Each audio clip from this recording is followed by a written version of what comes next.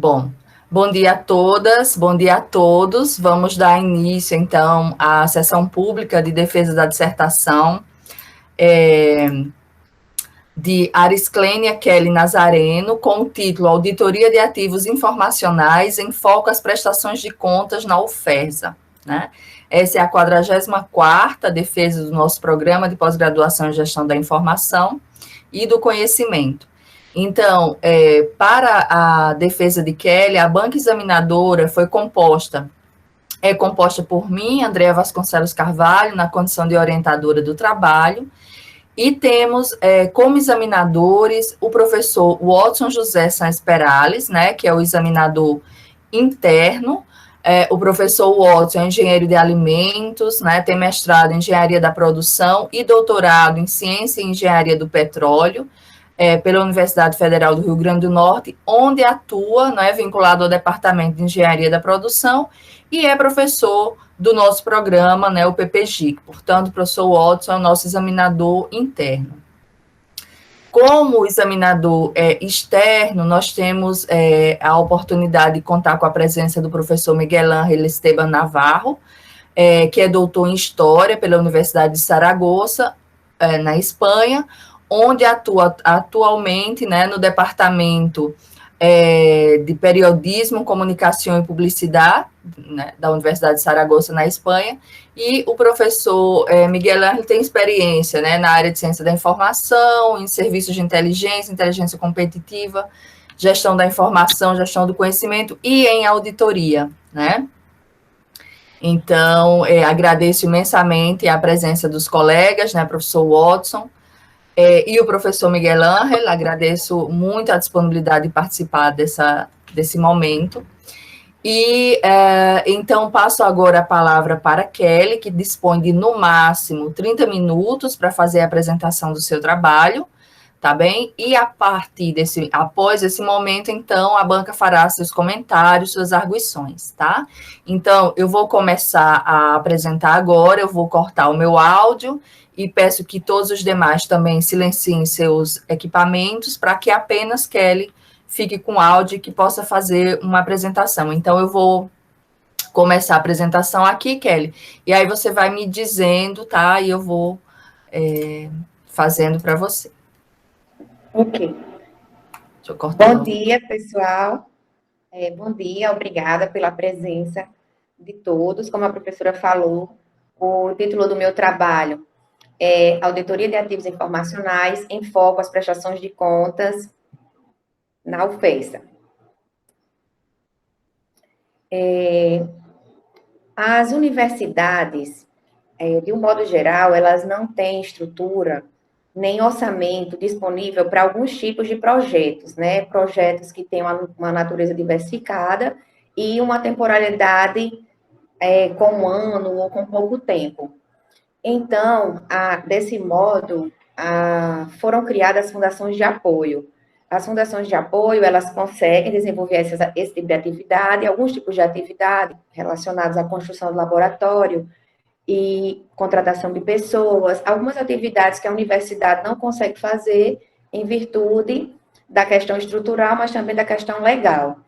Essa relação, ela é regulamentada pela Lei 8958 de 94, e ela é extremamente importante porque quando qualquer pessoa, física ou jurídica, trata com recurso do governo, é como se, ou em nome do governo, esse recurso é como se fosse um recurso público. Então, precisa do mesmo rigor das instituições públicas. Então, mesmo uma fundação sendo um órgão privado, o rigor com que ela deve desenvolver suas atividades, suas prestações de contas, é como se fosse um recurso público.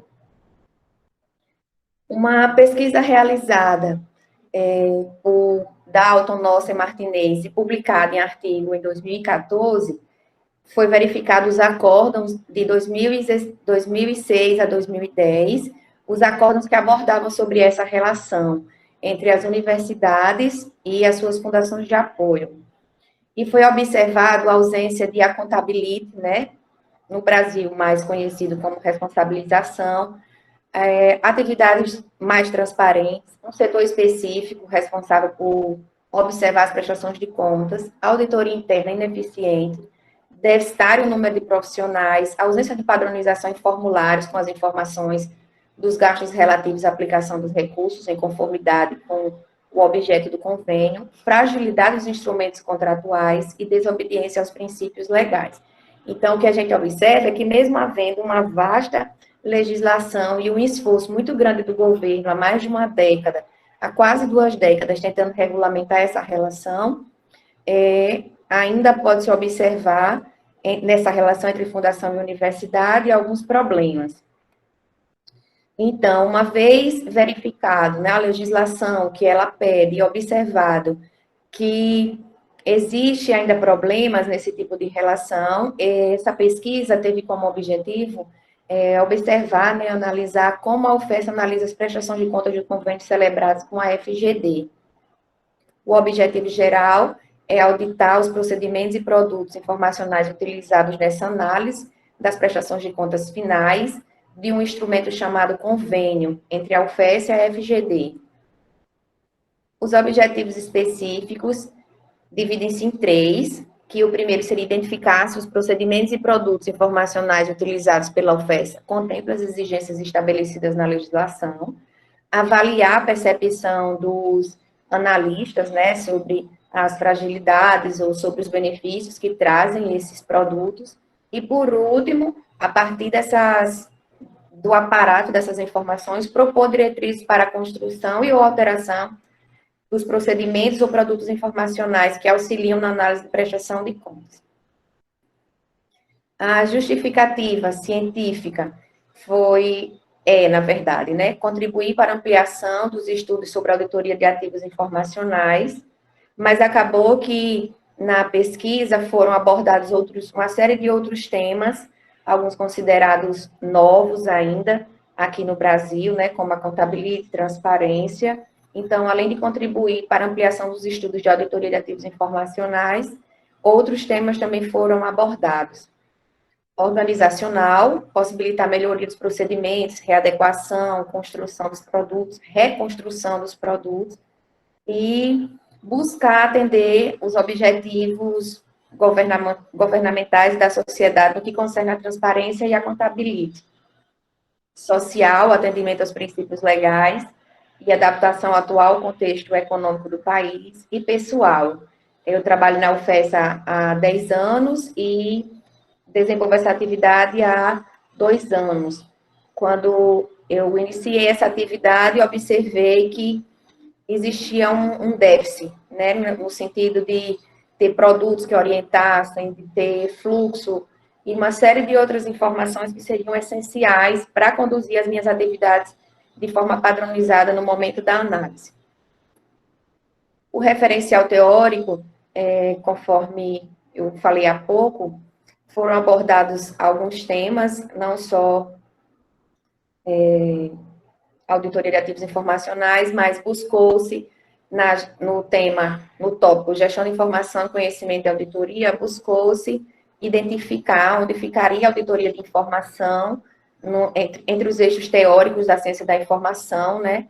E o que foi observado é que foi exatamente ver a informação como um recurso estratégico, não apenas os recursos materiais, e são importantes dentro da organização, né? Então, além das questões materiais e dos recursos humanos, a informação, o conhecimento ganham essa dimensão, essa importância dentro das organizações. E aí ela se encaixou justamente nesse eixo, né, no eixo gestão, informação e conhecimento. Segundo Araújo, 2014, tem outros 5, tem outros 5 eixos, né, mas aí a auditoria da informação está vinculada à gestão da informação e do conhecimento. Foram apresentados alguns conceitos de auditoria consideradas mais tradicionais, que levam em consideração questões de recursos financeiros, patrimoniais, e também foi abordado alguns conceitos, alguns tipos de auditoria de informação, porque como nós buscamos fazer uma auditoria mais abrangente, vamos dizer assim, que englobou uma série de questões, como não só apesar do foco ter sido nos recursos informacionais, mas questões relacionadas à comunicação também foram abordadas, ao conhecimento também foi abordado. Então, acaba que no referencial teórico, ele utilizou uma série de conceitos que compõem o que Carvalho, 2010, compreende como auditoria de ativos informacionais, né, que seria auditoria de recursos, auditoria de informação, do conhecimento e auditoria de inteligência. Obrigatoriamente, tivemos que passar pelas questões legais, né, verificar, como o nosso objetivo 1 é verificar a adequação, então, tivemos que passar pela legislação, fazermos um levantamento de toda a legislação e abordarmos conceitos como prestação de contas, transparência, contabilidade. Por último, foi realizado a interface da contabilidade, transparência, auditoria de ativos informacionais e controle no setor público. À medida que a pesquisa foi sendo desenvolvida, muitos autores faziam essa relação, né, quando dizia que não pode existir a contabilidade sem existir a transparência, e que não pode existir a transparência sem um controle, ou seja, eles são interdependentes, né?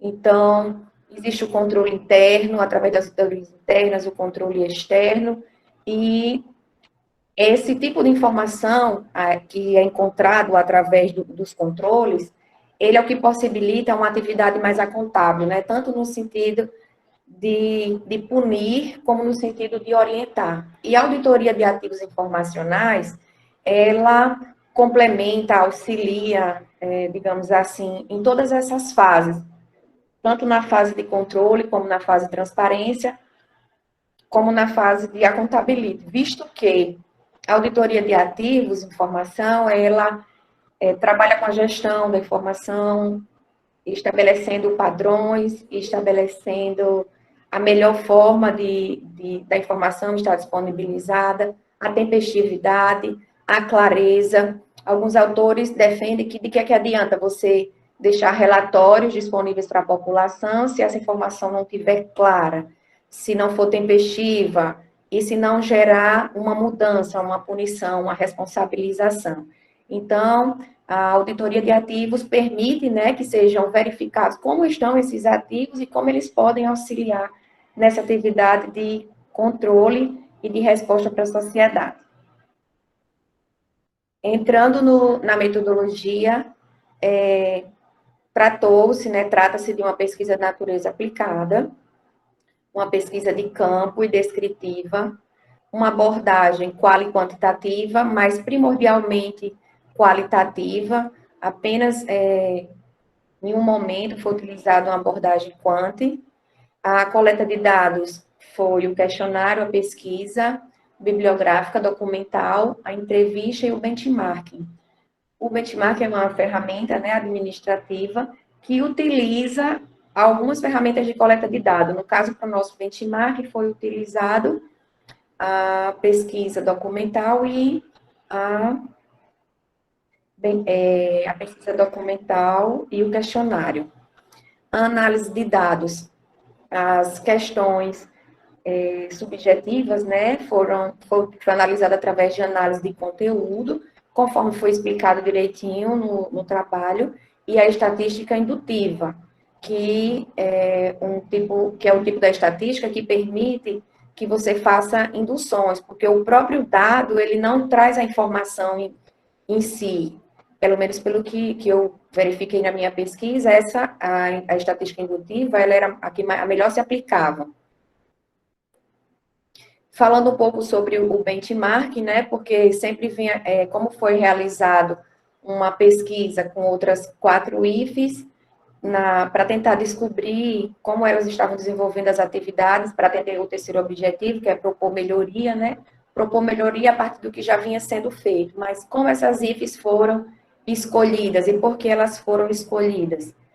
Então, para responder essa questão, optou-se por estudar as IFES da região Nordeste, distribuída pelos 9 estados, com as mesmas características socioeconômicas do Rio Grande do Norte.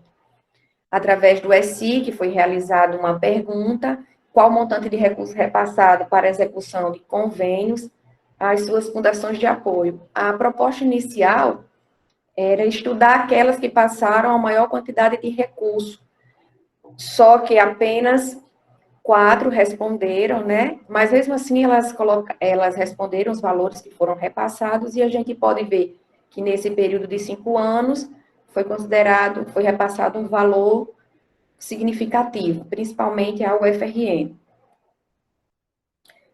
O campo de estudo foi a UFESA, que é uma universidade de grande relevância para o semiárido do Rio Grande do Norte, mais especificamente a pesquisa foi realizada na DEPAI, que é um setor responsável por desenvolver esses projetos acadêmicos institucionais e é quem fica responsável por essa relação com a Fundação de Apoio. A atividade auditada foi a prestação de contas dos convênios, que é a fase final de um processo maior chamado gestão de convênios. No final do trabalho, no anexo 1, tem lá todo o fluxo da gestão dos convênios. Os atores envolvidos foram os analistas de prestação de contas, onde eu me enquadro, o coordenador do convênio, que é quem faz o projeto, o pró-reitor de planejamento, que é quem estabelece regras, normativos e assina, né, os instrumentos juntamente com o reitor, os pró-reitores de pesquisa e de extensão, de onde normalmente vêm os projetos já aprovados, os fiscais, que devem fazer o acompanhamento, e o gestor de convênio da FGD, que é quem faz a execução financeira e administrativa. Próximo slide. Mas como seria desenvolvida essa pesquisa? Né? Como nós gostaríamos que essa pesquisa fosse realizada? Quais as etapas? Que atividade seria desenvolvida em cada etapa? Então, para tanto, foi escolhido o modelo de auditoria de informação, no modelo de auditoria de inteligência de Carvalho 2010, que está subdividido em 7 etapas. Esse modelo ele é importante por diversos motivos, mas em especial porque ele tem uma característica que é que eu considero muito importante da auditoria, que não é só identificar, né, possíveis inconsistências, mas sim, ao final, ele propõe um guia com recomendações. Se preocupa com a questão da comunicação, mas também com um guia de implementação das recomendações. Então, na fase inicial, houve uma seleção do processo, em seguida foram definidas as fontes, as técnicas, a auditoria de informação, essa questão da metodologia, ela é um pouquinho desafiadora, como a própria professora falou, porque inicialmente se propunha apenas a fazer uma análise das informações nas IFES, só que à medida que a gente foi se aprofundando, observou que os produtos das IFES também, eles também têm fluxos, eles também têm alguns recursos que poderiam ser utilizados pela universidade, então acabou virando também uma pesquisa documental. Então, à medida que a pesquisa foi sendo desenvolvida, ou à medida que a pesquisa é desenvolvida, pode ser apresentada as necessidades de coleta de informações complementares. Foi elaborado um informe com recomendação, foi realizada uma reunião com os pró-reitores de planejamento, né, visto que as observações, tanto interna como alterações na legislação externa, só poderia partir vindo de cima para baixo, né? Daí a importância da cooptação dos diretores, das pessoas que de fato podem ocasionar essas mudanças. Ou seja, a auditoria ela só pode ser implementada, né? As sugestões só podem ser implementadas de cima para baixo. Questões mais pontuais, como alteração de um documento ou outro, pelo analista, mas mudanças reais de âmbito organizacional somente pelo pró-reitor. Pelos pró-reitores, no caso, o corretor de planejamento e o adjunto. Próximo slide. Os recursos e elementos auditados. Foram os recursos de informações utilizados para auxiliar na análise de prestação de contas dos convênios, mais especificamente, fluxo de informação, passo a passo, tutorial e checklist. Os aspectos eram a clareza, o atendimento à legislação, possíveis barreiras e recuperação de informação. Próximo ponto. fazendo aqui uma relação entre os objetivos, instrumentos e coleta de dados, para o objetivo 1, que é identificar se os procedimentos e produtos contemplam as exigências da legislação, foi realizada uma pesquisa documental nesses instrumentos, informados anteriormente, para avaliação, para avaliar a percepção dos profissionais sobre a facilidade e ou dificuldade de aplicar essas normas e realização dos procedimentos, foi utilizado o questionário, e para propor a construção e ou alteração de produtos informacionais para auxiliar na análise, foi utilizado o questionário aplicado às IFES, a pesquisa documental nos documentos das IFES e a entrevista com os atores do processo de gestão de convênio, mas que também tem influência na análise das prestações de contas. Próximo slide. Aqui tem um resumo do percurso metodológico, conforme já foi dito anteriormente, tudo que foi utilizado, né? Aqui está de forma mais clara. Pode passar. Indo para os resultados, objetivo 1, né? Verificou-se que os produtos abordam os requisitos estabelecidos na legislação federal consultada. Contudo, a observação propiciou alteração do fluxo, uma vez que o fluxo foi construído, mas que após a sua análise, e principalmente em relação a quando a legislação muda, quando a tecnologia muda, obrigatoriamente, tudo precisa ser alterado. Então, houve alteração no fluxo do processo, análise e prestação de contas, com a inclusão do envio para assessoria jurídica em caso de tomada de contas especiais. O passo a passo também sofreu algumas alterações, observações, definição de documentos comprobatórios de obras, que no caso não estava sendo contemplado, mas a partir da leitura de a releitura da legislação possibilitou a melhoria do passo a passo, e checklist para análise e prestação dos convênios. Foram retiradas algumas obrigatoriedades de entrega de relatório, visto que o SICOMV sofreu algumas alterações, constantemente ele está sofrendo, está melhorando, e vai se tornando, as informações vão se tornando, os relatórios vão se tornando automáticos, mais rápido, inclusive. Além da automatização das atividades, as mudanças na legislação demandam a criação e a atualização dos procedimentos e produtos utilizados pela UFESA. Há algum tempo atrás, o SICOMV, conforme eu falei, ele está frequentemente sendo atualizado.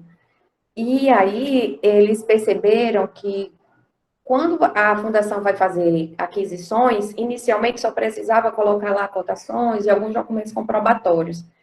Por último, eles criaram uma ferramenta que diz que a fundação só pode comprar mediante autorização da universidade.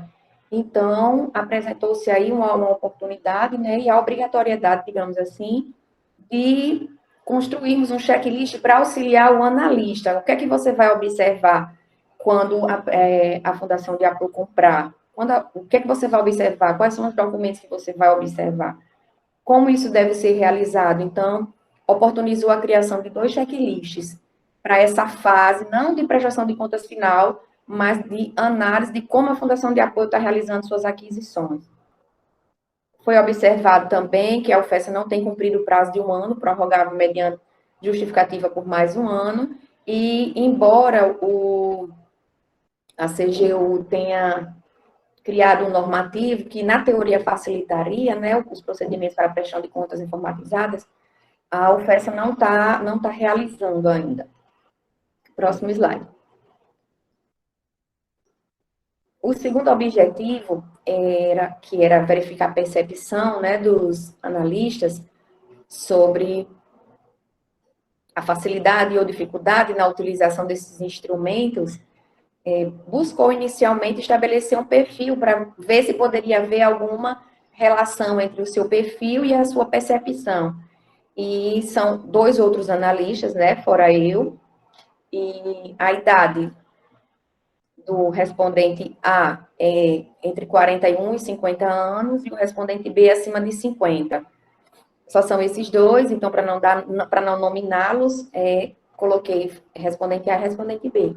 A formação de um é letras português, o outro administração, O nível é técnico administrativo, outro é nível técnico contabilidade. Um está há menos de 5 anos na UFES e o outro está há mais de 10 anos. E como analista de prestação de contas, 1 ano. Como eu falei, é uma atividade nova, né, que tem 2 anos, que foi implementada recentemente, apesar dos instrumentos estarem sendo realizados desde 2013. E, em virtude disso, as pessoas estão realizando a atividade há pouco tempo. Os resultados, né? Aqui tem apenas alguns resultados, os mais importantes. Que o perfil, a formação e as experiências podem influenciar na compreensão e segurança na análise de prestação de contas, visto que o analista, que é formado em contabilidade, que já conhecia termos como pregão, empenho, elementos de despesa, ou seja, ele tinha uma familiaridade maior com as atividades financeiras e contábeis, teve uma facilidade para responder o checklist, para acompanhar o passo a passo e para compreender exatamente o que era que estava sendo, a importância do patrimônio, enfim. E como ele é formado em administração também, percebem a importância da questão do planejamento, da organização e de efetuar o controle. A necessidade, um segundo ponto, né, que é a necessidade de acompanhamento das atualizações e mudanças na legislação. Foi observado que os regulamentos, as resoluções, regulamentos, desculpa, as resoluções, somente a UFRN alterou sua resolução, que é o instrumento que regulamenta a relação entre a universidade e as fundações de apoio. Passou por alteração recentemente, 2016, mas a própria UFES e as demais não passaram, né? Então, a legislação mudou, juntamente com ela, deve mudar o que vai ser observado e as atividades da fundação. E a diversidade de projetos também pode requerer atualização dos produtos. Ou seja, cada tipo de projeto vai pedir um tipo de execução que é regulamentado por determinada lei, e tudo isso, quem vai analisar as contas precisa ter condição, né, de analisá-las. Próximo. O conhecimento tácito é primordial, daí a questão da rotatividade ser algo negativo. Não há consenso sobre os benefícios do sistema utilizado, embora ambos demonstrem satisfação com a recuperação através de download. Então, quando perguntado aos analistas sobre a recuperação, os dois se mostraram insatisfeitos, porque o sistema SICOMV, ele é uma ótima ferramenta para controle, mas para recuperação, ele deixa a desejar no sentido de que ele é lento, que passa por muitas dificuldades de atualização e demora a baixar questões técnicas. E a comunicação entre a FGD e a DEPAI precisa melhorar. Ambos falaram dessa dificuldade, desse relacionamento da comunicação no momento de recuperar e de tirar dúvidas com a fundação de apoio. Aí, para o terceiro e último objetivo, foi realizado o benchmarking, e a pergunta inicial tentava identificar se existia algum padrão entre elas, né? Quem fazia gestão dos convênios e quais eram suas fundações de apoio. E aí nós observamos que não há um padrão. A UFRPE tem um núcleo para realizar não só a atividade de gestão do convênio, mas outras questões relacionadas à internacionalização e relações interinstitucionais. Na UFES, isso aqui é desenvolvido pelo setor de pesquisa. No Maranhão, é pela Pró-Reitoria de Planejamento.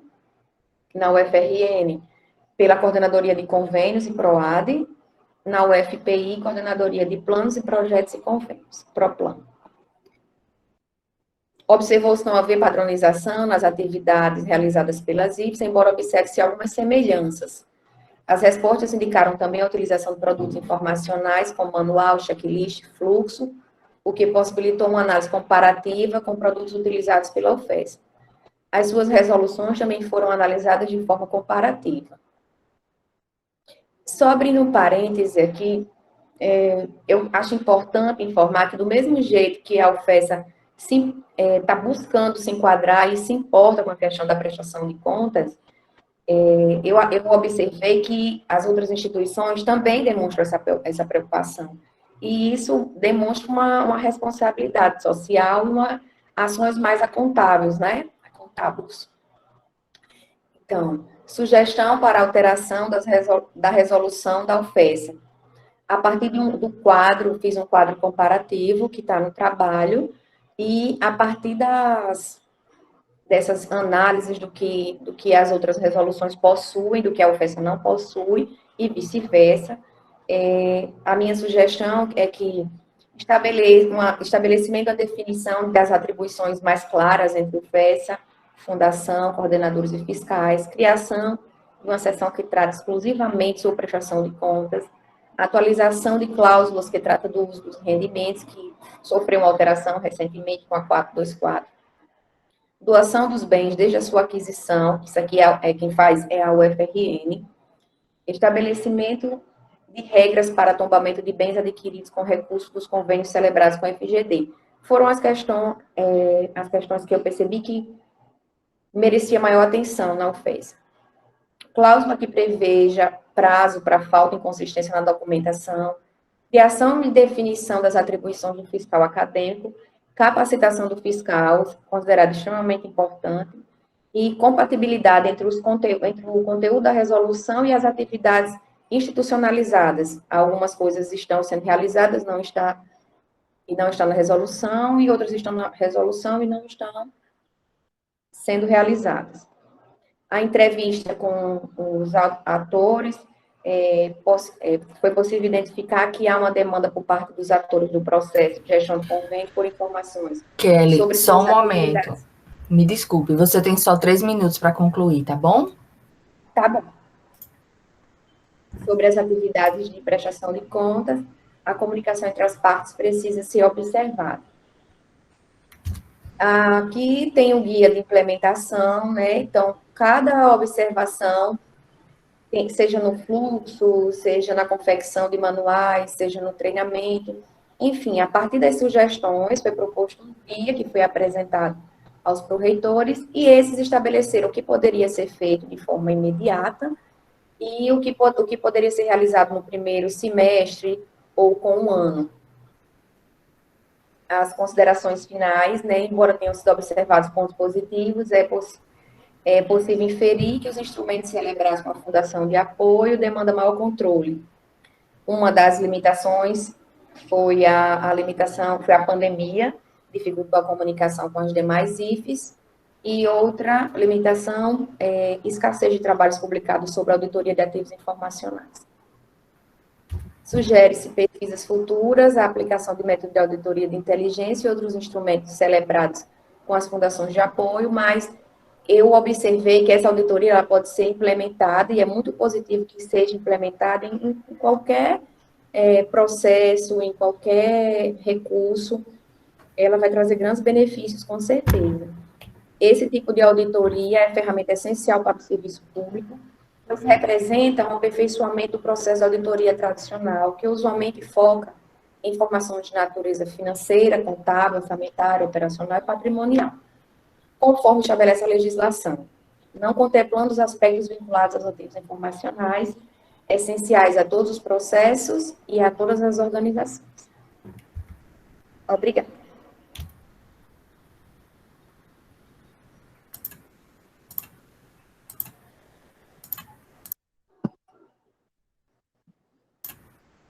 Parabéns, Kelly, por sua exposição, né? Apresentou no tempo, de forma bem pausada, bem tranquila.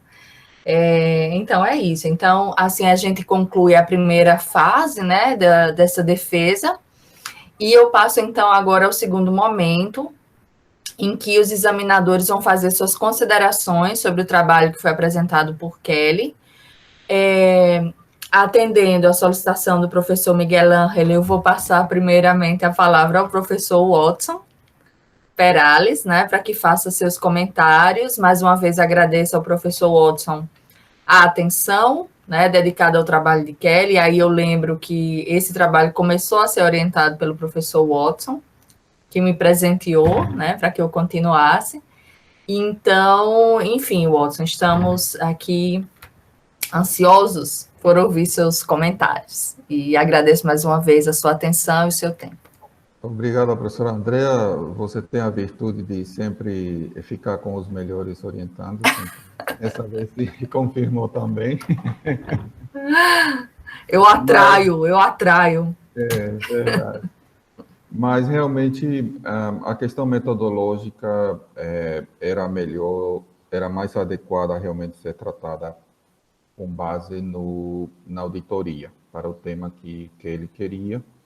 E a gente, nesse trabalho em conjunto no programa, fez essa mudança que agora se mostra oportuna, vendo essa finalização desse esforço, desse trabalho. Eu queria aqui parabenizar aquele. Quem passa por qualquer nível de pós-graduação, seja mestrado ou doutorado, sabe que é um trabalho bastante, às vezes até solitário, né? E chegar ao final não é fácil, então você está de parabéns, certo? E de parabéns também porque você escolheu um tema muito específico, mas que é relevante para o que você faz, é relevante para a sua instituição. E na nossa proposta de mestrados profissionais, essa é a principal característica. Não é só um estudo acadêmico, ele tem que trazer um benefício de preferência imediato para a organização. Então, eu tenho aqui algumas considerações a fazer. As questões de estilo eu não vou destacar aqui na minha fala, somente uma delas, que você usou também na sua apresentação. Quando você se refere aos pró-reitores, você usa o plural. E na sua fala foi que eu entendi o porquê. Né? Você está se referindo ao pró-reitor, como é? Substituto? Não, pró-reitor adjunto. Então, isso é a primeira vez que eu vejo isso no texto. Eu recomendaria você manter no singular, porque o cargo e a responsabilidade é singular. O professor adjunto, ele está simplesmente como alguém subordinado a quem tem autoridade para ajudá-lo. Então, é uma sugestão de estilo, tá? Mas isso aí facilitaria ter o entendimento, eu acho, para pessoas que não estão muito familiarizadas, e então manter o padrão, tá? No mais, eu vou me focar somente em poucas coisas, a partir da metodologia que foi alinhada, o percurso metodológico que foi alinhado na qualificação. Então, eu só tenho aqui uma coisa a reparar, que é a questão que você mencionou, estatística inferencial, tá? Você, na verdade, usou somente estatística descritiva, tá? A inferencial é quando você, a partir de uma amostra, você vai generalizar, ou você vai demonstrar que existe causa e efeito. Então, não foi o caso que você fez. Nos seus resultados, você somente apresenta porcentagens, dizendo fulano disse tantos disseram tal coisa, tantos disseram outra coisa, e isso constitui somente o uso de estatística descritiva, ok? Quanto ao quadro, a escolha da amostra para o benchmarking ficou bem justificado. Você colocou um quadro 8, onde aparecem os valores das universidades, as 4 universidades que você fez benchmark, que são as que repassam recursos para as suas fundações. Eu tinha feito a sugestão na qualificação e eu vou insistir aqui com essa sugestão. Seria bom se você pudesse fazer acrescentar nesse quadro ou no texto uma relação. Esses valores representam quanto do porcentagem de despesas correntes dessas universidades, por exemplo, tá? Ou talvez porcentagem de despesas com pesquisa, tá? Eu sei que às vezes não é tão fácil conseguir essas informações, mas isso enriqueceria o dado, né? Você apresenta valores, são valores bem diversos, montantes bem diversos, e então a gente não pode esquecer que essas despesas vão depender também do tamanho das universidades, tá? Então, essa referência a mais, esse dado a mais, ajudaria o leitor a entender a importância relativa em termos financeiros, tá? Mas isso como uma sugestão. Tá? Quanto aos resultados, você menciona que uma das suas observações é que não existe padronização entre a forma em que as diversas IFES, tá, se comportam, né, no benchmarking que você fez. Mas eu destacaria que isso é natural, tá? Ou seja, por mais que existam duas empresas concorrentes ou duas organizações que fazem a mesma atividade, é muito difícil você ter uma padronização entre elas quando se refere a processos e a procedimentos, tá? O que interessa é se elas estão efetivamente cumprindo com o aspecto legal, tá? Nesse caso específico do seu trabalho. Então, talvez é uma constatação que você faz, mas talvez fazer esse adendo, que é uma coisa natural, tá? Você destaca que existem semelhanças, mas só dá uma reforçada nisso, tá? Depois, algumas sugestões de resultados é que, quando você fala de uma listagem de... eu não notei essa página, mas está se referindo à questão de que existe muita diversidade, cada convênio tem um objeto diferente e tem ações diferentes. E por ter ações diferentes, vai ter formas de cobrar ou formas de demonstrar o resultado de forma diferente. Só que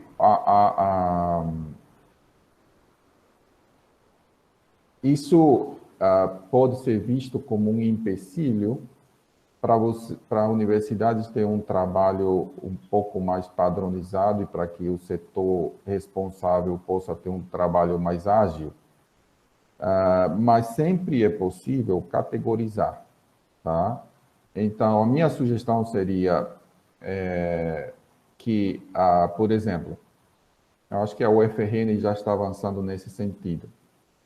Quando eu vou fazer contratação de mão de obra pessoa física, o que eu preciso colocar na prestação de contas? Já está predefinido o tipo de documento, né? Quando eu faço uma compra de software, quando eu faço uma compra de material, então, trabalhar por categorias e criar listagens de documentos a serem entregues em cada circunstância, né? Então, isso ajudaria ao coordenador, no sentido de já prever o que ele vai precisar entregar, tá? E não precisaria ser uma coisa engessada. Seria como tipo um menu, né? Eu tenho tais ações, então, para cada tipo de ação, eu pego e escolho, eu vou demonstrar com esses documentos, tá? Então, isso é possível, eu acredito. É um trabalho bastante operacional, mas é possível de ser feito, tá? Então, essa é uma sugestão quanto a essas comprovações de acordo com o tipo de ação prevista no convênio, tá?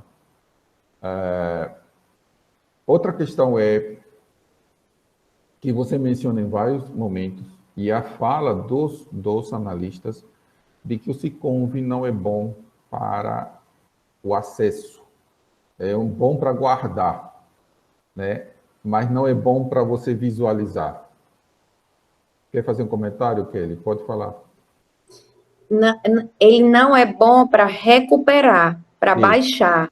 Isso. Para controlar, para gerar relatório, sim, mas para recuperar, porque o download, frequentemente o sistema, que foi até aquele artigo que a gente fez, professor, não sei se o senhor se recorda que a gente participou do ENANCIB, que a fundação também demonstrou essa dificuldade com baixar, com recuperar o documento. Então, aí eu acho que você precisa reforçar no seu texto E, de alguma maneira, a UFESA deve provocar ao administrador do sistema com essa nova necessidade, certo? E, de imediato, você também poderia incluir uma coisa que na UFRN, no trabalho de Gilmar, está sendo previsto também, é que cada projeto abra um drive, uma pasta compartilhada nas nuvens, pode ser drive, pode ser outra empresa, tá? Outra opção, mas o pessoal preferiu o drive porque ele tem exatamente essa previsualização. Você não precisa baixar o documento. Você pode simplesmente já olhar e saber, esse é o documento correto ou não, certo? Então, talvez, dentro das suas sugestões, seria que, de imediato, enquanto não se faz essa mudança, se constitua um meio de comunicação e de acúmulo dos documentos. Eu sei que isso traz um pouco de retrabalho. Retrabalho, porque o uso do SICOMV é obrigatório. Pronto, era isso que eu queria dizer. Exatamente, mas de imediato é uma solução para agilizar. Se você está dizendo no seu texto que tem casos que demora horas para baixar, imagina, ou seja, é um desperdício, entendeu? E talvez, se os coordenadores se acostumarem a eles acumular os documentos antes de submeter no SICOMV e organizando em pastas dentro dessa pasta compartilhada, e o auditor está vendo, que o analista já está vendo desde o início do convênio, então talvez se torne menos uma coisa mais dinâmica do que um retrabalho, tá? São ideias em cima, só para acrescentar em cima das propostas que você já fez, tá? Nos resultados, eu animo você a, sempre que possível, você quantificar. Então, por exemplo, você disse que foram feitas entrevistas com as pessoas de outras universidades. Mas quantas? Entendeu? Então, é um dado bastante simples, mas que dá ideia e reforça o trabalho que você teve, tá? O trabalho do pesquisador. Tá? Você está de parabéns na apresentação no final desse benchmark, enquanto a que as resoluções estão cumprindo ou não o que a legislação pede. Então, é muito interessante que tem 2 ou 3 tópicos que ninguém cumpre. Né? Então, e foi de uma forma sintética, certo? E até interessante que é um comparativo, né? Algumas ênfases se fazem, são diferentes entre as resoluções das universidades, ok? E quando você chega na parte das recomendações, você menciona que seria bom que a fundação também fizesse um mapeamento, mas aí eu sugeriria você mudar. É uma experiência que a gente teve aqui na UFRN. Eu fiz um trabalho faz anos, 8 anos ou mais, na fundação, exatamente sobre processos para acompanhamento, incluindo prestação de contas, todo o macro processo, mas somente do ponto de vista da fundação. E depois foi feito outro trabalho, somente do ponto de vista da UFRN. Esse trabalho não fui eu que coordenei, foi feito, eu acho que pela própria administração da Proplan. O que foi que aconteceu? Até hoje tem algumas coisas que não funcionam 100%. Então, eu sugeriria que esse seja um trabalho o escopo disso seja o macro processo. Desde a contratação, execução e prestação de contas, e que se faça junto, uma equipe conjunta. Juntar pessoas da FGD e com pessoas das pró-reitorias, da UFESA, montar uma comissão, dar um prazo para eles e simplesmente ter esse mapeamento que evite as lacunas e que facilite, padronize comunicação. Tá certo?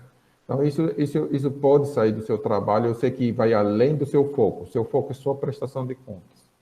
Mas é uma coisa que é possível você sugerir. Diga, Kelly.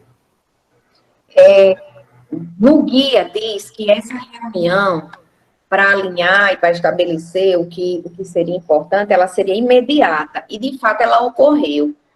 Só para assim, para que a gente saiba da contribuição. Então, ela ocorreu imediatamente, a gente conversou com a fundação, explicou, porque se você leu óbvio que você leu, mas eu estou falando assim, quando a gente lê o trabalho, a gente vê que a reclamação em relação à comunicação entre os coordenadores e a fundação e a universidade, fiscal e a universidade, é um problema generalizado. E a outra contribuição muito importante, que não foi colocada no trabalho, é que a UFPI, por exemplo, ela está em fase de consolidação dessas atividades. Então, ela pegou o nosso checklist, ela pegou o nosso fluxo, tem conversado comigo, partiu da mesma legislação que foi feito o levantamento. Então, esse trabalho, além de... ele já começou a dar frutos, já não só na UFESA, né, com o diagnóstico, mas também na UFPI. E aí eu queria aproveitar a oportunidade para dizer isso aí. Obrigada, professor.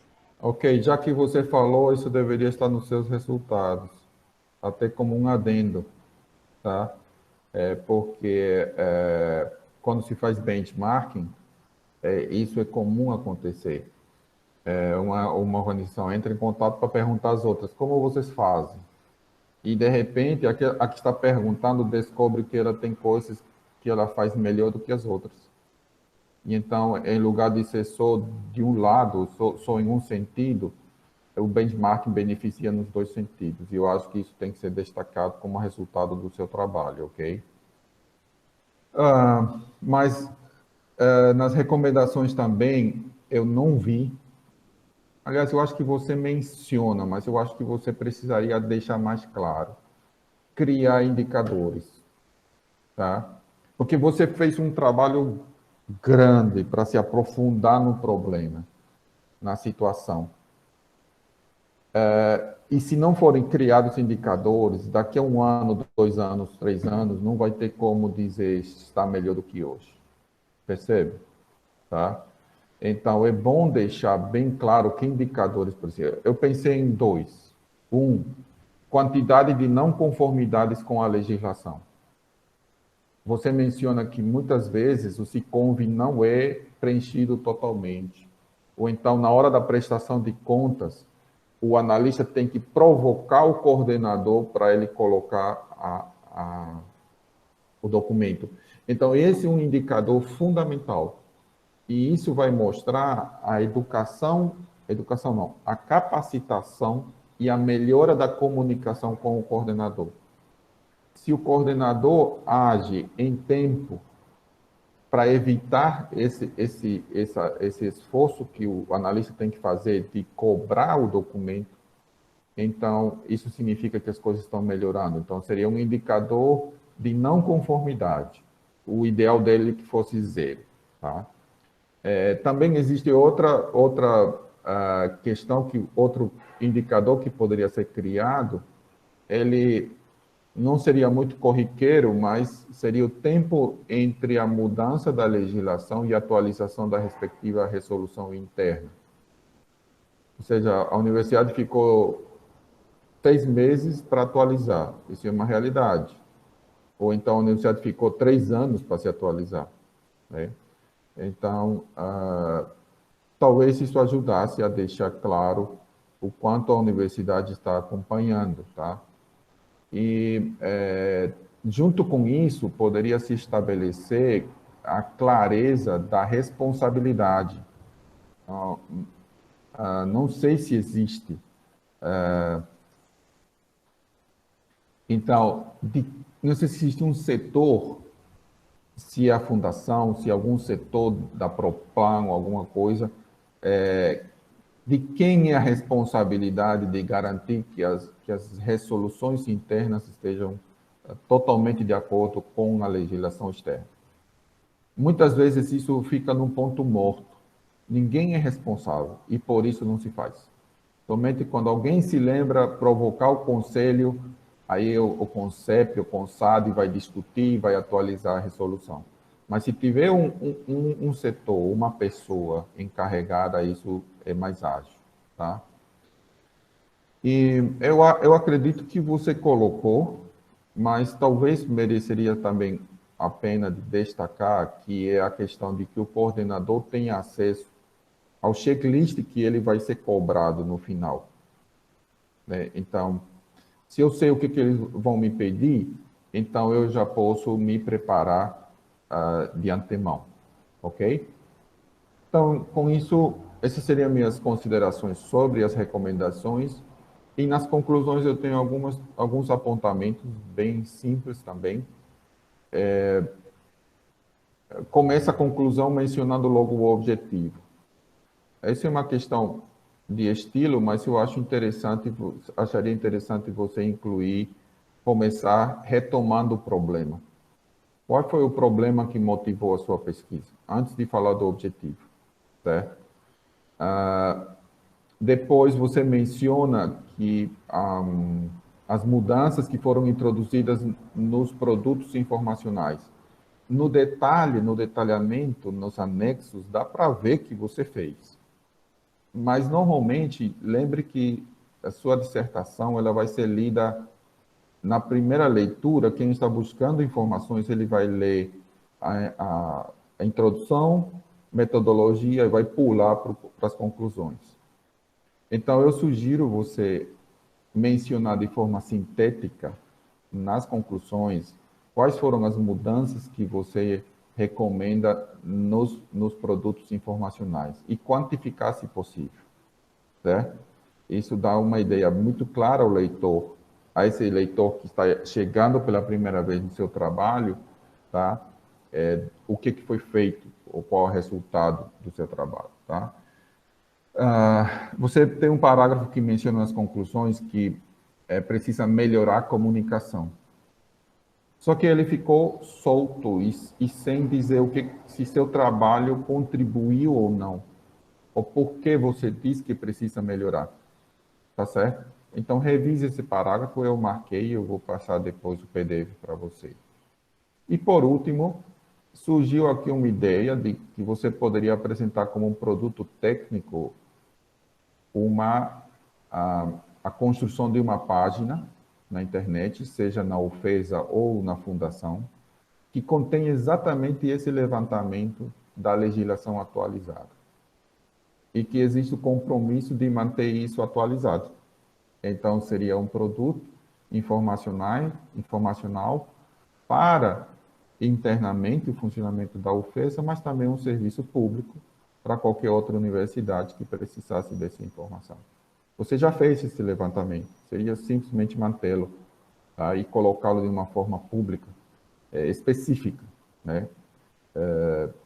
Bom, então, essas são minhas considerações, e mais uma vez eu concluo dando parabéns a você e o aluno que realmente executa, mas também estendo meus parabéns para a professora Andrea. Ela tem, além da virtude de atrair os melhores, ele tira o melhor de cada um. Então, eu imagino que ela esteve sempre cobrando prazo, mandando refazer, mas mesmo assim, esse é o papel, e então o trabalho ficou bom, porque o orientador com certeza fez o seu papel. Então, ambas estão de parabéns, e eu agradeço mais uma vez a chance de ter acompanhado esse seu trabalho. Obrigado. Obrigada, professor Watson. Eu anotei aqui todas as suas considerações, né? E, sem dúvidas, né, os seus apontamentos, as suas ideias vão tornar o trabalho ainda melhor, pensando nisso que a gente sempre pensa, né? É um produto de um processo de aprendizagem, de formação, né? Que é a formação de Kelly enquanto mestre, e também um produto que fica para consultas futuras, e a gente tem que entregar o melhor para a sociedade, né? Então, para as instituições, né, que contribuíram para essa pesquisa, para futuros leitores. Então, gostei muito, Watson, das suas sugestões. Nós vamos conversar posteriormente sobre a melhor forma de acatá-las, né? E agradeço muito, é sempre um prazer ter você nas bancas, né, com o seu olhar, né, acho que sempre complementa os trabalhos de uma forma bastante interessante. Muito obrigada, e pela gentileza das palavras também. né? Eu quero, antes de passar a palavra para o professor Miguel, né, agradecer a presença das demais pessoas que estão aqui assistindo, né, e destacar especialmente a presença dos estudantes, né, dos alunos do mestrado, Adla, Ricardo, Eduardo, da nova turma, né, sejam todos bem-vindos, né, é uma oportunidade muito grande de aprendizado participar dessas bancas, né, então só destacar essa presença. Então, agora eu gostaria de passar a palavra para o professor Miguel Ángel, né, dizendo da nossa alegria, da nossa satisfação. O professor Miguel foi o meu professor de auditoria, o orientador da minha tese, e é um autor que ela, inclusive, cita, né, na dissertação dela, né, que a gente estuda na disciplina de auditoria. Então, é uma honra tê-lo conosco, né, a gente sabe das suas muitas atribuições, e agradeço muito que você disponibilize um tempinho para estar conosco, tá? Muchas gracias.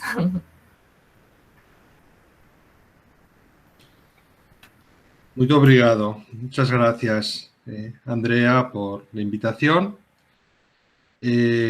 Muchas gracias también a la posgraduación, al mestrado en Estado de Información y de Conocimiento.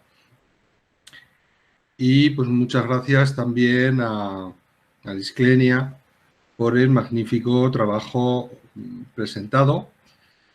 Ya recuerdo, Nembro, en el mes de julio del año pasado, nos conocimos y tuvimos la oportunidad de compartir la banca con el profesor Watson y poder hacer los comentarios pertinentes a un proyecto que ya en aquel momento estaba muy bien planteado.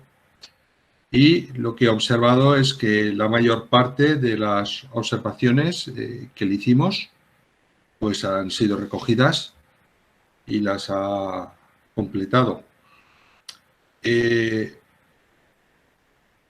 Poco más puedo decir respecto a lo que dije en aquel momento, puesto que las virtudes siguen siendo virtudes, los elementos positivos siguen siendo elementos positivos y algunas de las pequeñas deficiencias se corrigieron, se han evitado. No voy a entrar en un análisis tan detallado como ha hecho el profesor Watson, entre otras cosas porque no tengo la experiencia y el conocimiento directo del caso.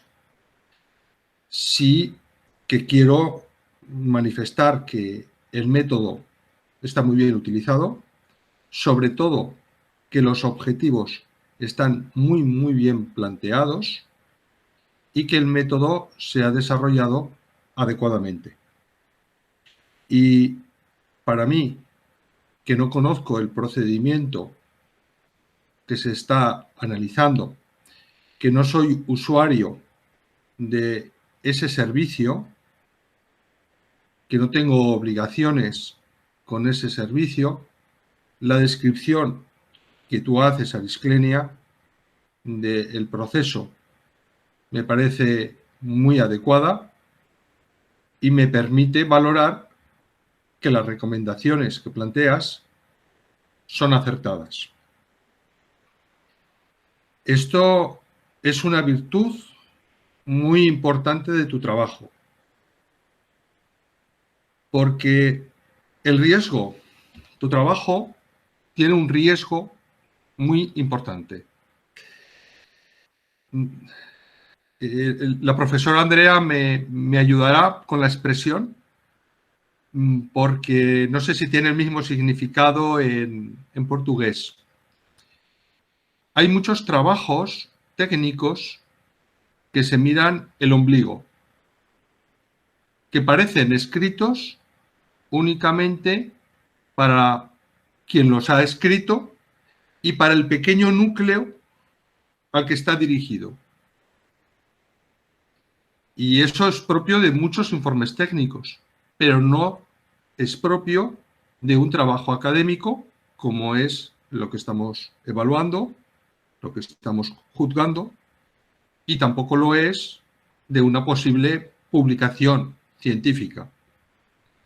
Bueno, pues su trabajo tiene la virtud de que es totalmente comprensible para alguien que es ajeno a la realidad que está analizando. Y por tanto, le permite conocer el hecho,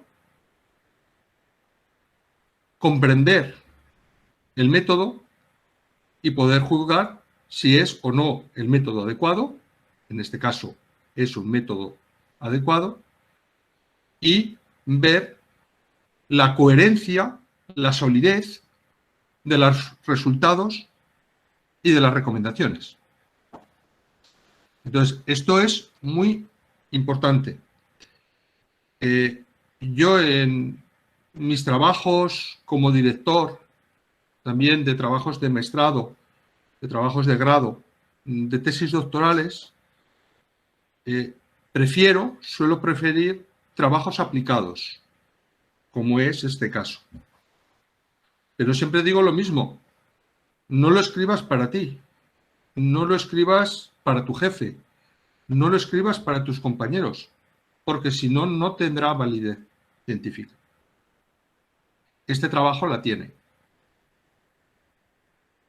No solamente porque hace un buen estado de la cuestión, no solamente porque construye unos fundamentos, sino porque has sabido también mantener, aun siendo miembro de esa unidad que analizas, una distancia y una objetividad.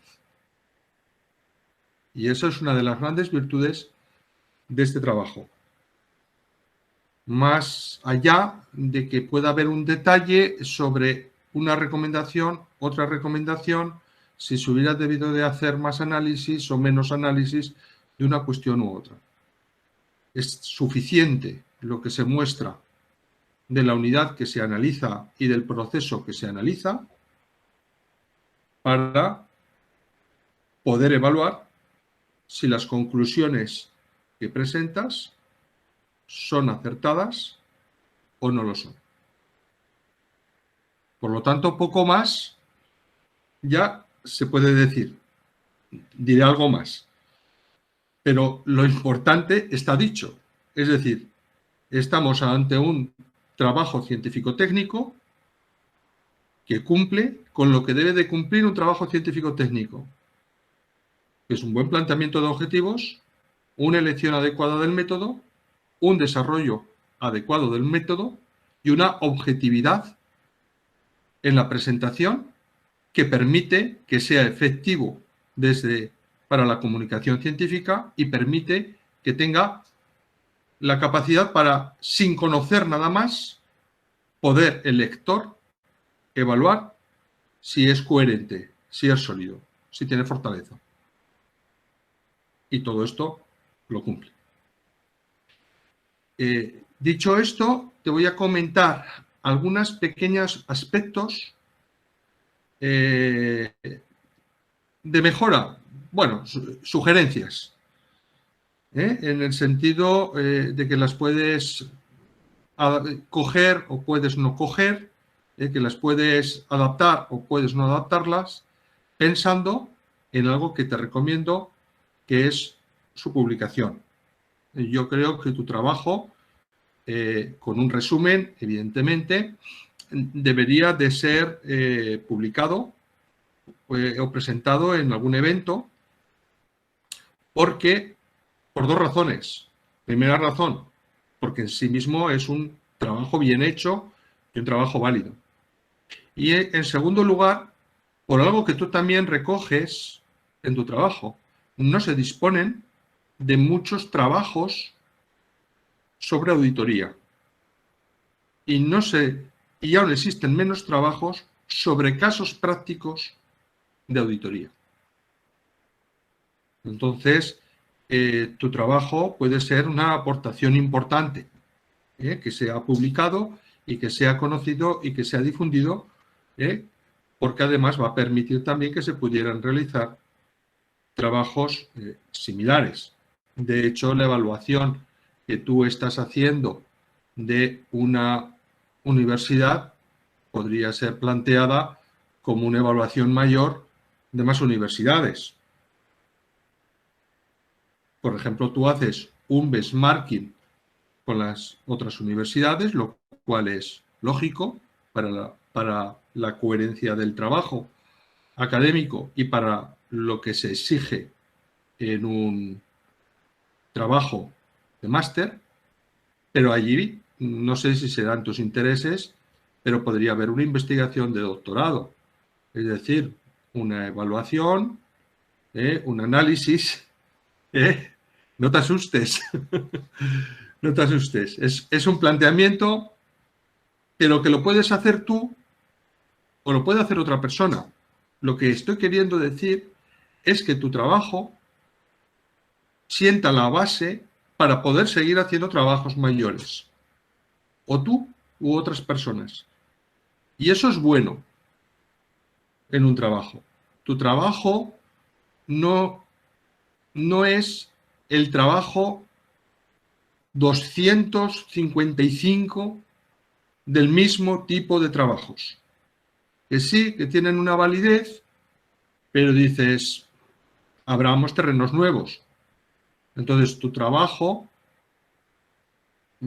no es un trabajo repetido.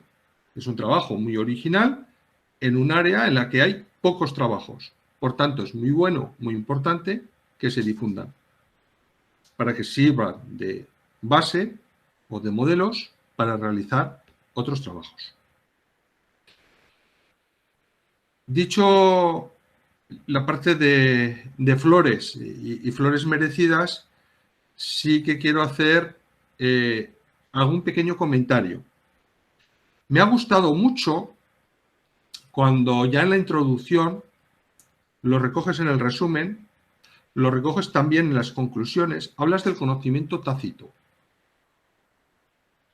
que valoras no simplemente ver qué pasa con la documentación, sino que quieres saber cómo actúan los protagonistas y cómo su conocimiento influye en el éxito o el fracaso o el desenvolvimiento del proceso que estás analizando. Pero luego me voy a las recomendaciones, al cuadro de recomendaciones, lo tengo aquí delante, es el cuadro 19, la guía de implementación de recomendaciones,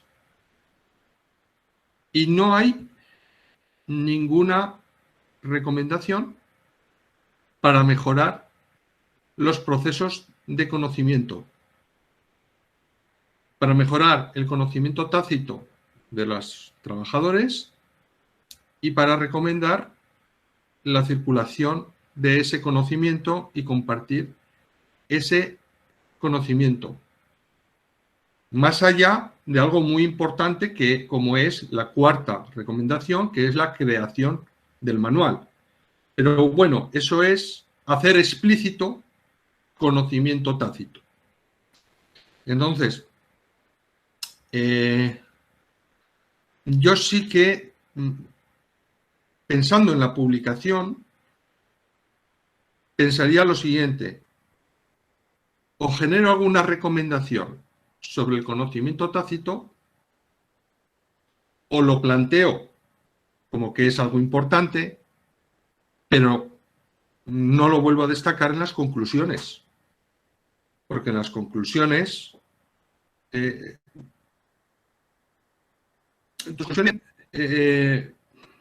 la virtud de ser un buen resumen del trabajo. Tienen la virtud de indicar las limitaciones.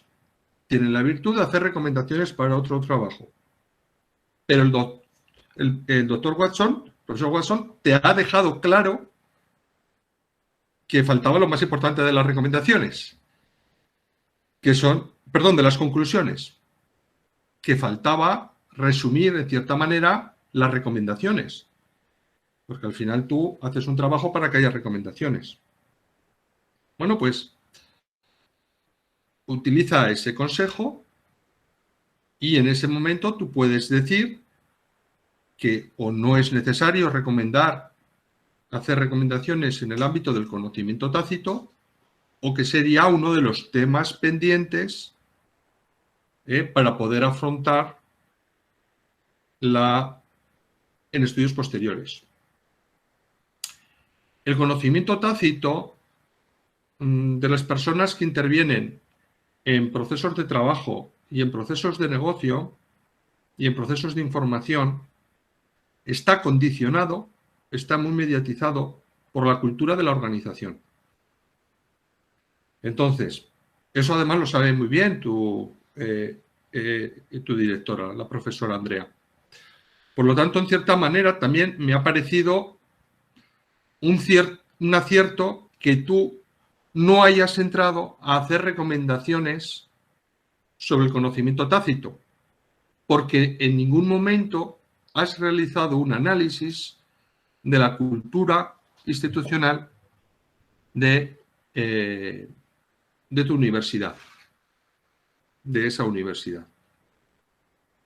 Y eso es otro ámbito donde podrías trabajar y por donde podrías indicar unas de esas recomendaciones de sugestiones, de sugerencias para siguientes trabajos.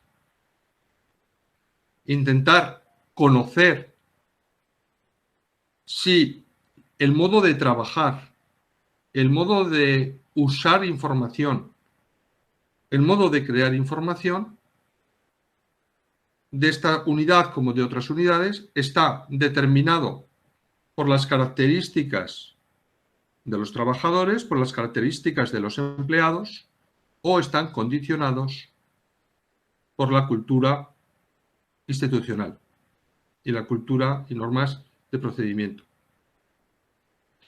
Entonces, yo no sé si las recomendaciones, no has hablado de recomendaciones de conocimiento tácito porque no has profundizado en ese tema, que no era necesario, puesto que era un trabajo más enfocado en el ámbito de gestión de la información, o sencillamente porque has considerado que no tenías suficiente material o que se desbordaba el trabajo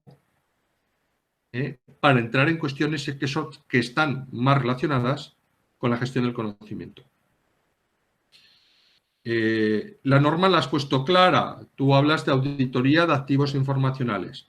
No auditas el conocimiento. Con lo cual esto no lo veas como una crítica, porque sí que las reglas del juego las has dejado claras. Pero no lo destaques tanto, porque si no parece como un lugar común utilizar el término conocimiento tácito, cuando en realidad tu trabajo es más de gestión de información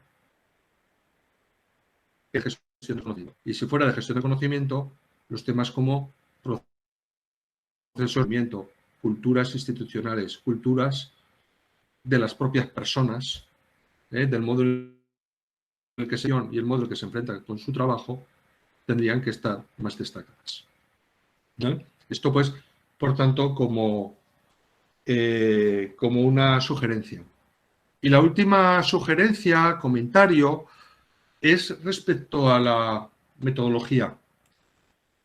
He dicho que la metodología estaba acertada y que estaba bien desarrollada. Estoy buscando el cuadro de la metodología. Sí, aquí está. Es el cuadro 13, el cuadro resumo do percurso metodológico. Mira.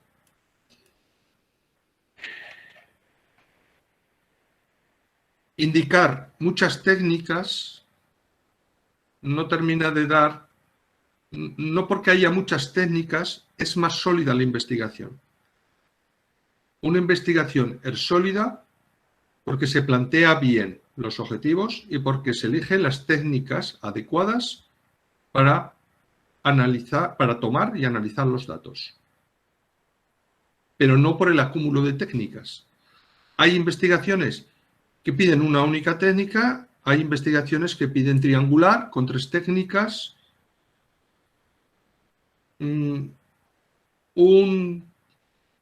trabajo de máster, como es el caso, donde se utilizan 7 técnicas, pues evidentemente algunas técnicas van a ser más centrales y otras, por la propia dimensión del tiempo que debes dedicar a un trabajo de máster, es imposible llevarlas a cabo con la misma profundidad. Entonces, y esto es una sugerencia también para la publicación, yo seleccionaría y destacaría las técnicas fundamentales y luego las otras las pones como técnicas de apoyo que en algún momento determinado has tenido que utilizar. Por ejemplo, dices que haces un aborde de la pesquisa, un abordaje de la pesquisa cualitativa y cuantitativa, pero tú mismo luego en el texto y también en la presentación y en un gráfico hablas de que fundamentalmente es cualitativa, que fundamentalmente es cualitativa. Pues indica que el abordaje de la pesquisa es cualitativa. Siempre para todo lo cualitativo, al final, claro que evidentemente hay algún dato. Pero claro, si yo observo únicamente el cuadro y no leo tu texto y no oigo tu intervención, me quedo como que es cuantitativa y cualitativa. Y si yo te juzgo con eso, luego me doy cuenta de que no has hecho una investigación cuantitativa. Con lo cual ahí hay un problema. Centra e di que es directamente cualitativa. El profesor Watson también te ha advertido y te ha explicado la diferencia entre la estadística descriptiva y la estadística inductiva. Los fines de la pesquisa indica estudio descriptivo. Por la propia característica de que el estudio es descriptivo, evidentemente no va a haber estadística inductiva. Que tampoco has hecho apenas un análisis estadístico más que el que necesitaba realizar, que es hacer unas valoraciones, cuantificar algunos datos, incluso te ha comentado también el profesor Watson otras que podrías comentar. Bueno, pues indica en el análisis de los datos únicamente análisis de contenido e indica que has contado con un apoyo estadístico. Pero claro, si tú planteas como nivel estadístico, la estadística como una técnica fundamental del trabajo al mismo nivel que el benchmarking, que la bibliográfica, que el cuestionario, que la entrevista, yo lo que estoy esperando en un momento determinado es ver tablas estadísticas, el uso de un programa estadístico y si ya me dices además inductiva, pues estoy esperando otras cosas. Por tanto, eso se arregla sencillamente no cambiando el texto, sino eliminando esa línea del cuadro, porque engaña. ¿Vale? Y respecto a la colecta de datos, bueno, cuestionario, entrevista, allí hay muchas diferencias metodológicas en la manera de entender. En el mundo de la información y de la documentación vemos una diferencia muy clara entre cuestionarios que aplicamos y entre entrevistas que ejecutamos hablando con las personas. En cambio, en otros ámbitos de las ciencias sociales, como por ejemplo la antropología o la comunicación, los hacen sinónimos. El cuestionario es lo que sirve de soporte a la entrevista. ¿Vale? Entonces, yo creo que aquí hubieras podido decir únicamente entrevistas semiestructuradas, algunas en escrito y otras en oral. Y así también reduces el número de colecta de datos. Por mi parte, ya ves que son muy pequeñas correcciones dentro de lo de la metodología, pero pensando en esa solidez científica que ya tiene en sí el trabajo. Luego pensemos otra cosa sobre la estadística. La estadística es una herramienta para tratar cuando tenemos muchos números. Pero aquí no tenemos muchos números. Nos vale la aritmética simple, es la que nos vale. Entonces no es necesario poner que hacemos un trabajo estadístico, porque si no un evaluador te diría, ¿dónde está el trabajo estadístico? El trabajo estadístico sería haber cogido todas las universidades brasileñas y compararlas. Eso sí que hubieras necesitado una utilización estadística. De hecho, has sido tan honrada, tan sincera en tu investigación, que cuando has construido los gráficos, y claro, como solo hay 4 universidades, pues o son 25%, 50% o 75%, pues has tenido la bondad de indicar qué universidades estaban en el sí o en el no. Tú misma te das cuenta de que eso no es estadística, ¿vale? Sino que es utilizar, y muy bien utilizado, un recurso gráfico para exponer los resultados de una simple operación aritmética. Y es lo que te decía, que no por poner muchas técnicas el trabajo tiene fortaleza, sino que a veces puede ser lo contrario. Te hace esperar ver otras cosas que luego no ves, pero porque tampoco era necesario verlas. ¿De acuerdo? Bueno, pues con esto acabo y no sé si quieres añadir algo, decir algo. Tampoco te he hecho ninguna pregunta concreta, sino que pues darte mis parabéns por haber llegado hasta aquí, por ser mestrada en unos tiempos difíciles. Tú misma hablas de esas limitaciones que has tenido en el trabajo. Son tiempos difíciles para todos, para la sociedad, para los países, para las personas. Son muy, muy difíciles.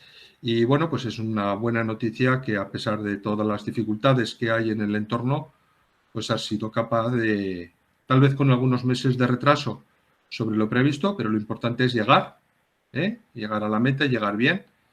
Y es un motivo, yo creo que de felicidad el que tienes que tener hoy por haber logrado llegar hasta aquí. Por mi parte, nada más. Si quieres añadir algo, Arisclenia. Quer comentar alguma coisa, Kelly? Não, professora, só agradecer mesmo, tanto ao professor Miguel como ao professor Watson. Okay. E dizer ao professor Watson que ele tem razão sobre você. A gente só é um limãozinho, bem verde, aí você faz a limonada. Para bom entendedor, ela está dizendo que eu espremo os orientados. Tira o melhor, né? Tira de onde não existe. Existe. Não dá para, né? Como diria Sócrates, a mãe dele era uma excelente parteira, mas ela não podia fazer nascer um bebê de quem não tivesse grávida, né? Então não existe orientador bom sem aluno bom. Enfim, eu agradeço então os comentários, né, do professor Miguel Ângelo, sempre com um olhar muito crítico e sempre buscando a profundidade nos temas, né, que as coisas sejam colocadas de forma consistente, né, de forma correta, sempre pensando que outras leituras podem ser derivadas daquilo que a gente escreveu, né? Eu sofri muito isso na minha tese, mas faz parte, né? Eu também fui espremida. Mas, assim, dizer como esses momentos, né, de defesa se aprende muito, né? E aprendi bastante, e tem aqui orientando os meus, né, Adla e Ricardo, que também certamente, além de Eduardo, que também está aqui presente, pegam várias orientações que vão servir também para a construção dos seus trabalhos. Então, é sempre um momento de muito aprendizado.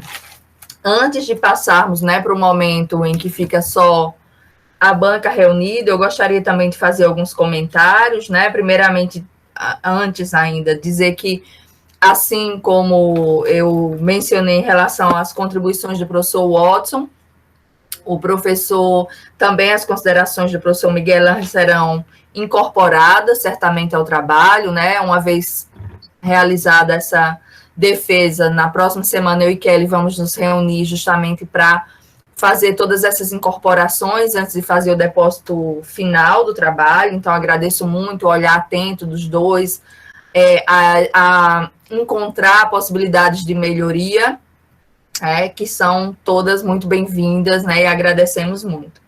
E aí, gostaria também de fazer dizer umas palavras em relação a Kelly, né, que eu tive a oportunidade de acompanhar desde a seleção, né, Eu fiz parte, né, daquele tribunal, né, que selecionou os alunos quando Kelly entrou.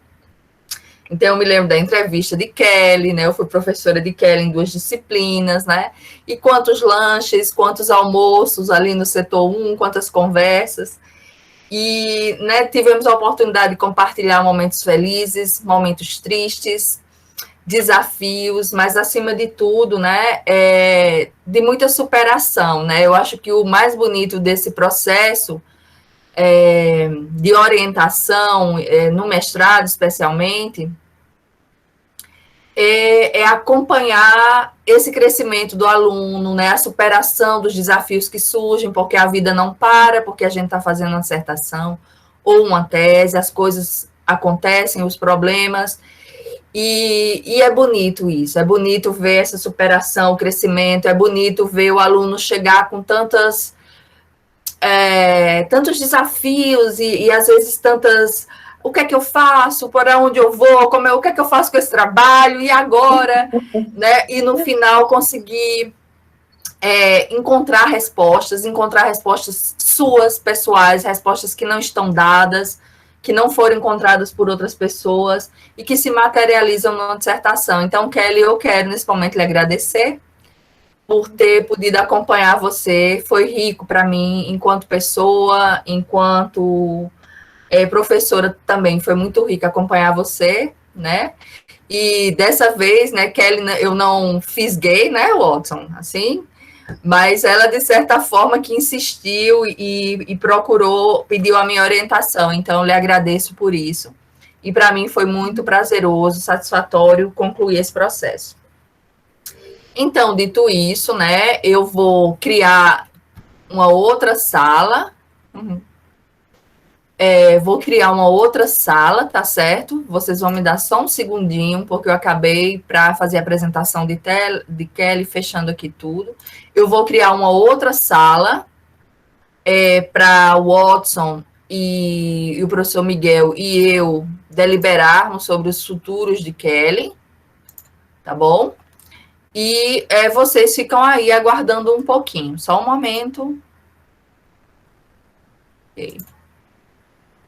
Gente, eu vou colocar aqui o endereço da nova sala, tá bom? E apenas o Watson e Miguel entram, os demais permanecem aqui nessa sala, tá bom? Só comentar, o Watson e Miguel podem ir para outra sala, tá bom? Podem sair dessa.